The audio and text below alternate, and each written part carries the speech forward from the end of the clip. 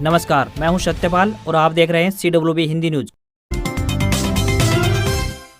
शक संवत 1946 विक्रम संवत 2081 आज आश्विन मास के कृष्ण पक्ष की चतुर्दशी तिथि और दिन मंगलवार है। तदनुसार अंग्रेजी तारीख 1 अक्टूबर सन 2024। सबसे पहले आज की सुर्खियां।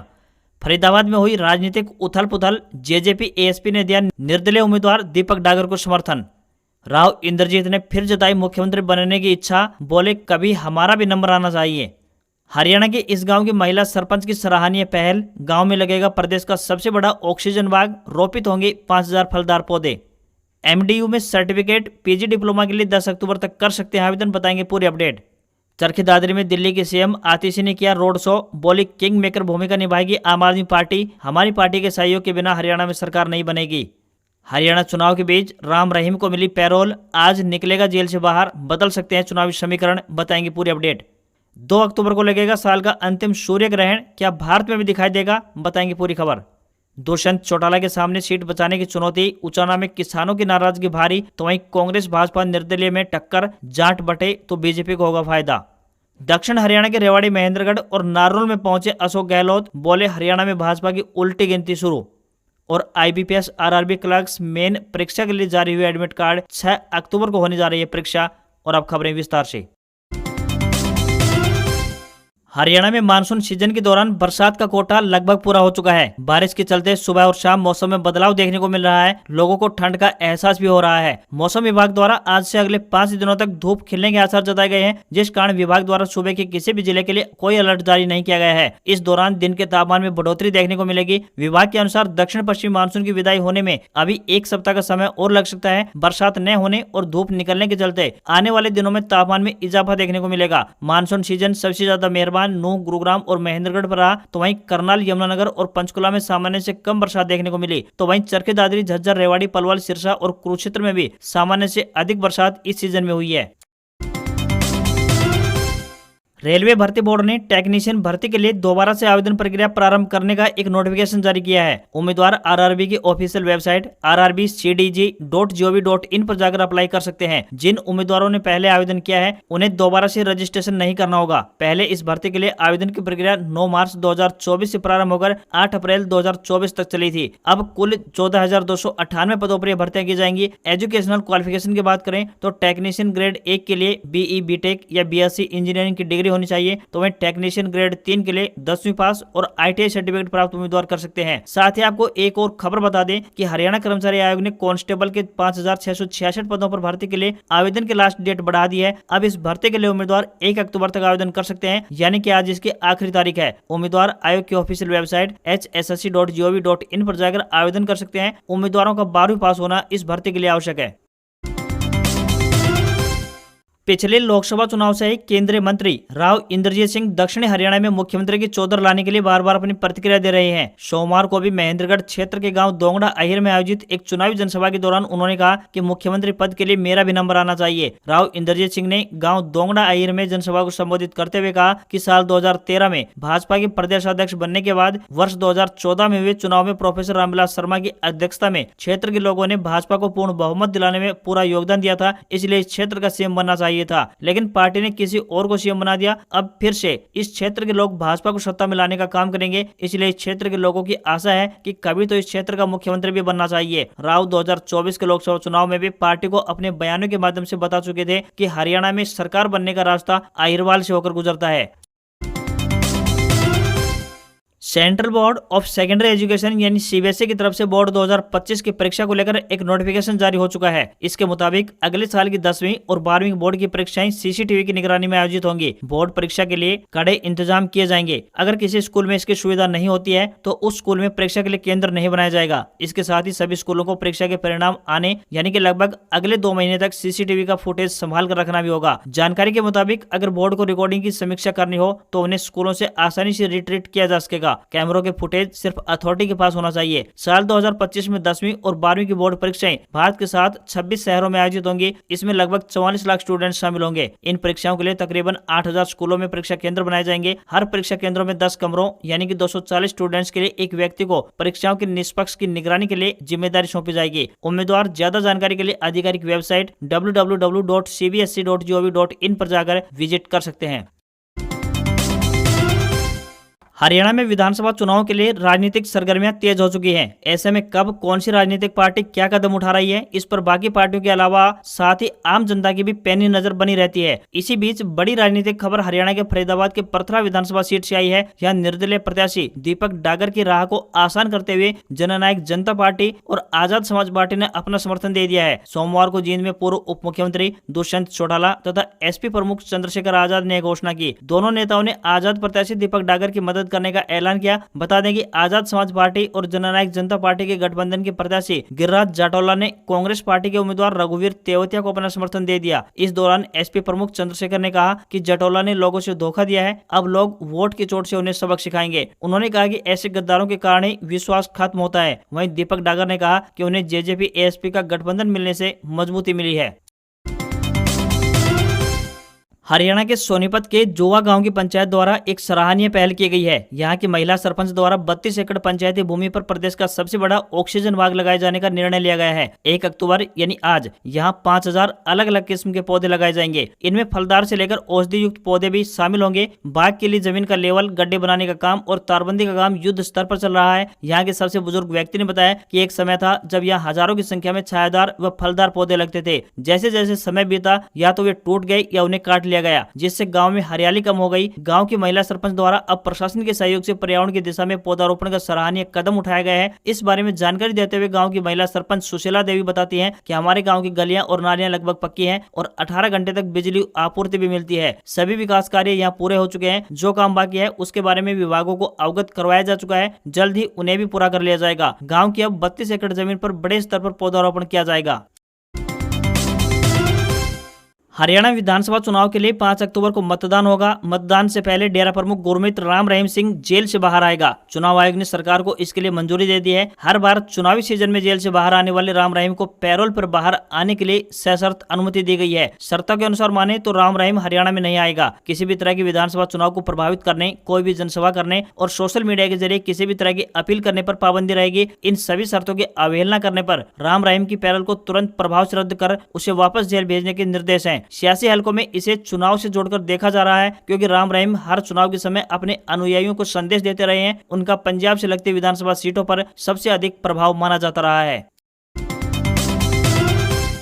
साल 2024 सूर्य ग्रहण और चंद्र ग्रहण के लिहाज से बेहद ही खास रहा। इस साल कुल मिलाकर 4 ग्रहण लगने थे, जिसमें से 3 ग्रहण लग चुके हैं। अब साल 2024 का अंतिम और दूसरा सूर्य ग्रहण यानी 2 अक्टूबर कल लगने वाला है। ग्रहण की घटना को ज्योतिष के हिसाब से बेहद ही महत्वपूर्ण माना जाता है। सूर्य ग्रहण का कारण राहु और केतु माने जाते हैं। वैज्ञानिक दृष्टिकोण से देखें तो जब चंद्रमा पृथ्वी और सूर्य के बीच से गुजरता है तो इस स्थिति में सूरज की रोशनी धरती पर नहीं पहुंच पाती। इस घटना को सूर्य ग्रहण कहा जाता है। आज हम आपको बताएंगे कि सूर्य ग्रहण भारत में दिखाई देगा या फिर नहीं। साल 2024 का अंतिम और दूसरा सूर्य ग्रहण भारत में दिखाई नहीं देगा। इस वजह से इसका सूतक काल भी यहाँ मान्य नहीं होगा। 2 अक्टूबर को सूर्य ग्रहण लगने जा रहा है। ग्रहण लगने से 12 घंटे पहले सूतक काल भी लग जाता है। यह ग्रहण रात के समय दिखाई देगा, जिस वजह से इसका प्रभाव भारत में दिखाई नहीं देगा। पितृपक्ष की अमावस्या को रात 9:13 पर ग्रहण लगेगा और यह ग्रहण मध्य रात्रि को 3:17 तक रहने वाला है। सूर्य ग्रहण दक्षिण अफ्रीका के उत्तरी भागों के अलावा Arctic, Argentina, Brazil, Peru, Fiji, Chile आदि हिस्सों में दिखाई देने वाला है। ग्रहण के कुछ घंटे पहले ही इसका सूतक काल लग जाता है। उस समय कोई भी शुभ कार्य नहीं किया जाता।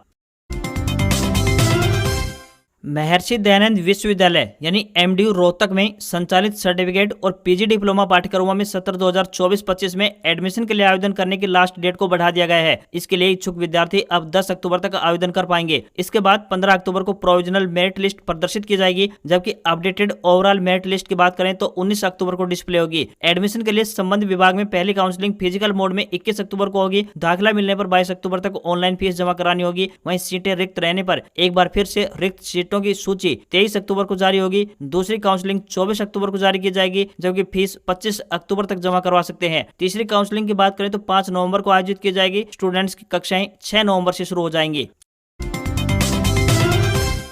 बैंकिंग कार्मिक चयन संस्थान की तरफ से IBPS RRB clerks main admit card जारी कर दिए गए हैं। जो उम्मीदवार ऑनलाइन मेंस परीक्षा में शामिल होने वाले हैं वे IBPS की ऑफिशियल वेबसाइट ibps.in पर जाकर अपना एडमिट कार्ड डाउनलोड कर सकते हैं। एडमिट कार्ड डाउनलोड करने की लास्ट डेट 6 अक्टूबर निर्धारित की गई है। IBPS RRB office assistant main परीक्षा 6 अक्टूबर को आयोजित होगी। ऑनलाइन मोड में होने वाले मेंस एग्जाम में ऑब्जेक्टिव टाइप मल्टीपल क्वेश्चन होंगे। क्वेश्चन पेपर में reasoning, computer knowledge, general awareness, अंग्रेजी और हिंदी के 200 क्वेश्चन पूछे जाएंगे। परीक्षा के लिए मैक्सिमम 200 अंक होंगे। ऑब्जेक्टिव क्वेश्चन में गलत आंसर देने पर नेगेटिव मार्किंग होगी। यदि किसी प्रश्न का गलत उत्तर दिया जाता है तो उस उत्तर के लिए निर्धारित अंकों में से 1/4 यानी 0.25 मार्क्स काट लिए जाएंगे।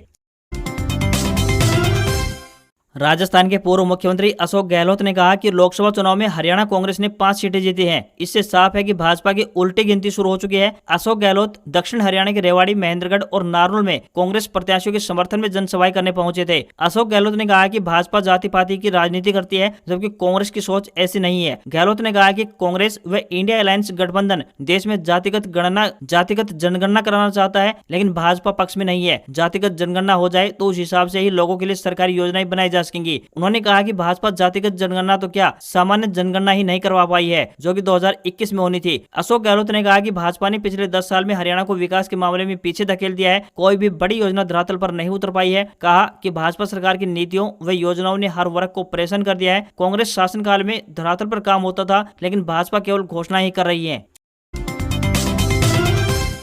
हरियाणा के चरखी दादरी में रक्षा मंत्री राजनाथ सिंह ने कहा कि विधानसभा चुनाव के बाद 3 महीने के अंदर भाजपा एक देश एक चुनाव बिल लाएगी। इससे बार बार चुनाव में होने वाली फिजूल खर्ची पर रोक लगेगी। सोमवार को रक्षा मंत्री राजनाथ सिंह ने चरखी दादरी जिले के बोंद कला गांव में जनसभा को संबोधित करते हुए मंच से कांग्रेस नेताओं समेत आम आदमी पार्टी पर भी निशाना साधा। रक्षा मंत्री ने कहा कि सीएम के चेहरे को लेकर कांग्रेस में बवाल मचा हुआ है, जबकि भाजपा अपना चेहरा तय कर चुकी है। राहुल गांधी पर कटाक्ष करते हुए राजनाथ सिंह ने कहा कि कांग्रेस का शहजादा विदेशों में देश के मान सम्मान को धूमिल कर रहा है। राजनाथ सिंह ने कहा कि हिमाचल प्रदेश में कांग्रेस की सरकार है, वहां कर्मचारियों को वेतन के लाले पड़े हैं। साथ ही कर्नाटक में भी कांग्रेस के मुख्यमंत्री पर भ्रष्टाचार के गंभीर आरोप लगे हैं। इन कारगुजारियों के बावजूद कांग्रेस नेता वोट मांगने जनता के बीच पहुंच रहे हैं। कांग्रेस की विजय संकल्प यात्रा नारायणगढ़ से शुरू की गई। अगला पड़ाव थानेसर रहा। पूर्व सीएम भूपेंद्र सिंह हुड्डा, उदय भान और कुमारी शैलजा भी राहुल गांधी और प्रियंका गांधी के साथ मौजूद रहे। दोनों नेताओं ने 3 जिलों की 6 विधानसभा सीटों के लिए प्रचार किया। राहुल गांधी प्रधानमंत्री मोदी, भाजपा व हरियाणा सरकार पर जमकर हमलावर दिखाई दिए। राहुल गांधी ने मोदी पर हमला बोलते हुए कहा कि मोदी सरकार ने महाभारत के चक्रव्यूह की तरह ही चक्रव्यूह रचा हुआ है, जिसमें 6 लोग शामिल हैं। इनमें मोदी, अमित शाह, अंबानी, अजित डोभाल व मोहन भागवत शामिल हैं, जो ऐसा चक्रव्यूह रच रहे हैं जिसमें पूरा देश फंसा हुआ है और देश के 20 से 25 अरबपति इसका फायदा उठा रहे हैं। लेकिन उन्होंने मोदी को स्पष्ट कहा कि आज का युवा अभिमन्यु नहीं है, अर्जुन है, जो आपके इस चक्रव्यूह को 2 मिनट में तोड़ देगा। प्रियंका गांधी ने MSP, बेरोजगारी, अग्निवीर का मुद्दा उठाया। साथ ही उन्होंने कहा कि 4 साल की सेवा करके फिर से बेरोजगार हो जाएंगे। प्रियंका गांधी ने फैमिली ID का मुद्दा भी उठाया। कहा कि सबकी आमदनी जोड़कर सरकार लोगों को सरकारी सुविधाओं से वंचित कर रही है। राहुल गांधी ने कहा कि आप लोग मुझे जो कहेंगे वो मैं मुद्दा संसद में उठाऊंगा। उन्होंने लोगों से कांग्रेस प्रत्याशियों के लिए वोट की अपील भी की। साथ ही मंच से भूपेंद्र सिंह हुड्डा, कुमारी शैलजा, प्रियंका गांधी और चौधरी उदय भान ने भी संबोधित किया। पाकिस्तान के पंजाब प्रांत की सरकार ने करतारपुर साहिब आने वाले भारतीय सिखों से रुपए की जगह अमेरिकी डॉलर लाने के लिए कहा है। इस फैसले के पीछे भारतीय नागरिकों के साथ हो रही धोखाधड़ी को वजह बताया गया है। दरअसल भारतीयों को इंडियन करेंसी नोट के बदले तय कीमत से कम कीमत के पाकिस्तानी करेंसी नोट दिए जा रहे थे। पाकिस्तान की पंजाब सरकार में मंत्री रमेश सिंह अरोड़ा ने बताया कि भारतीय सिखों को उनके पैसों के बदले तय कीमत से कम के करेंसी नोट मिलने की शिकायतें सामने आ रही है। शिकायतों के चलते ये फैसला लिया गया है। उन्होंने ये भी कहा कि भारतीय सिखों को यहाँ की सुविधाओं के लिए अतिरिक्त कीमत चुकाने की कोई जरूरत नहीं है। इस साल 14 नवंबर को सिखों के पहले गुरु नानक देव जी की 555वीं जन्म जयंती के अवसर पर हजारों सिख श्रद्धालु पाकिस्तान में स्थित करतारपुर साहिब जा सकते हैं। पिछले साल लगभग 3000 सिख श्रद्धालुओं ने इस अवसर पर करतारपुर साहिब का दौरा किया था। महीने के आखिरी कारोबारी दिन भारतीय शेयर बाजार में सेंसेक्स 1272 अंक की गिरावट के साथ 84,299 के स्तर पर क्लोज हुआ। निफ्टी में भी 368 अंक की बड़ी गिरावट देखने को मिली और ये 25,810 के स्तर पर क्लोज हुआ। सेंसेक्स के 30 शेयरों में से 25 में गिरावट और 5 में तेजी दिखाई दी, तो वहीं निफ्टी के 50 शेयरों में से 41 में गिरावट और 9 में तेजी रही। NSE के ऑटो सेक्टर में सबसे अधिक गिरावट देखने को मिली। इससे पहले भारतीय शेयर बाजार ने लगातार 8 दिन ऑल टाइम हाई बनाया था। आपको बता दें कि बाजार में गिरावट के कुछ 3 प्रमुख कारण रहे। पहला ये कि ईरान ईरान और इजराइल के बीच युद्ध की आशंका के चलते ग्लोबल मार्केट में नेगेटिव सेंटीमेंट बना और इसी का असर भारतीय शेयर बाजार पर देखने को मिला। दूसरा ये कि भारतीय शेयर बाजार के मौजूदा वैल्यूएशन बढ़े हुए हैं, खासकर मिड और स्मॉल कैप सेगमेंट में। इसके अलावा बाजार में इस कारण आगे करेक्शन देखने को भी मिल सकता है। वहीं अमेरिका में मंदी की आशंका बढ़ गई है, जिसके कारण पिछले कारोबारी दिन अमेरिकी बाजार में गिरावट देखने को मिली। इसका असर दुनिया भर के बाजारों में भी दिखाई दे रहा है। साथ ही 10 ग्राम 24 कैरेट सोने का भाव 56 रुपए गिरकर 75,584 रुपए पर आ गया है। तो वहीं चांदी की कीमत में भी बड़ी गिरावट रही और ये 1113 रुपए सस्ती होकर 90,335 रुपए प्रति किलोग्राम के स्तर पर पहुंच गई है। दिल्ली में 10 ग्राम 22 कैरेट सोने की कीमत 70,950 रुपए और 10 ग्राम के ही 24 कैरेट सोने की कीमत 77,390 रुपए पहुंच गई है। आज खबरों में इतना ही। देखते रहिए आपका अपना हरियाणा का सबसे बेहतरीन news channel CWB Hindi news. नमस्कार। इसी आशा के साथ आपका दिन शुभ रहे।